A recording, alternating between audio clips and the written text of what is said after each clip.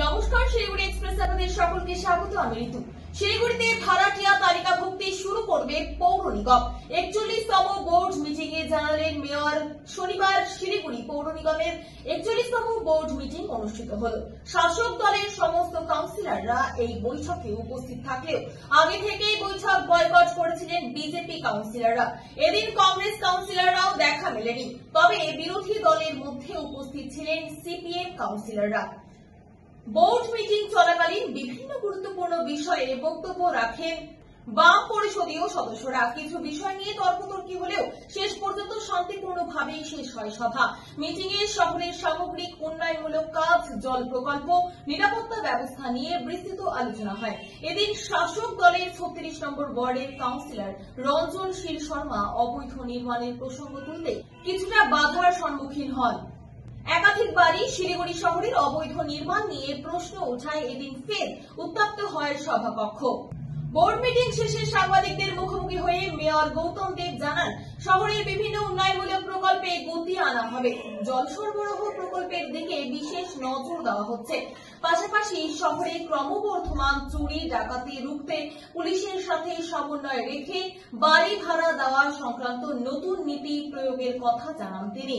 এবার থেকে ভাড়াটিয়াদের বিস্তারিত তথ্য সংগ্রহ করতে ওয়ার্ড ভিত্তিক সমীক্ষা চালাবে পৌর নিগম। কোথা থেকে ভাড়াটিয়া আসছেন, কতদিন ধরে রয়েছেন, সবই তালিকাভুক্ত করা হবে বলে জানানো হয়েছে।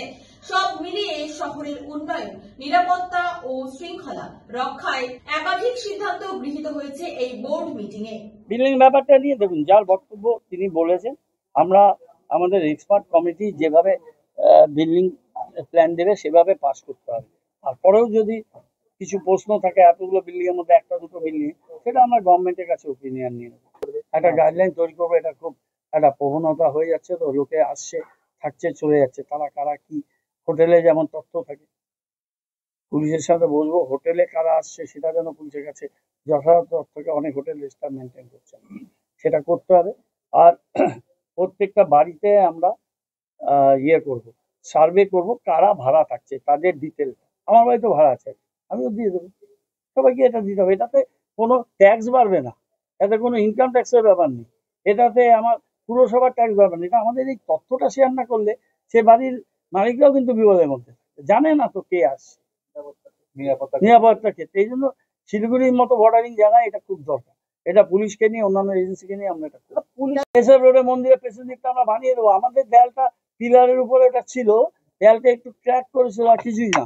আমি বৃহস্পতিবারই রাতে গেছিলাম ওখানে, আমি কিছুই দেখতে পাইনি। তারপর শুনলাম এখানে ইস্যু হচ্ছে, গিয়েছি, পুজো দিয়েছি, পেছন দিকটা সুন্দর করে বানিয়ে দিতে হবে। কেন হিন্দু সনাতনী মুক্তারে হিন্দু ধর্মে কি তোমরা ঠিকাদার? আমার বাড়িতে আমি জন্মের পর থেকে বাড়িতে পূজা আর্চা, যোগা, মেডিটেশন দেখে বড় হয়েছে।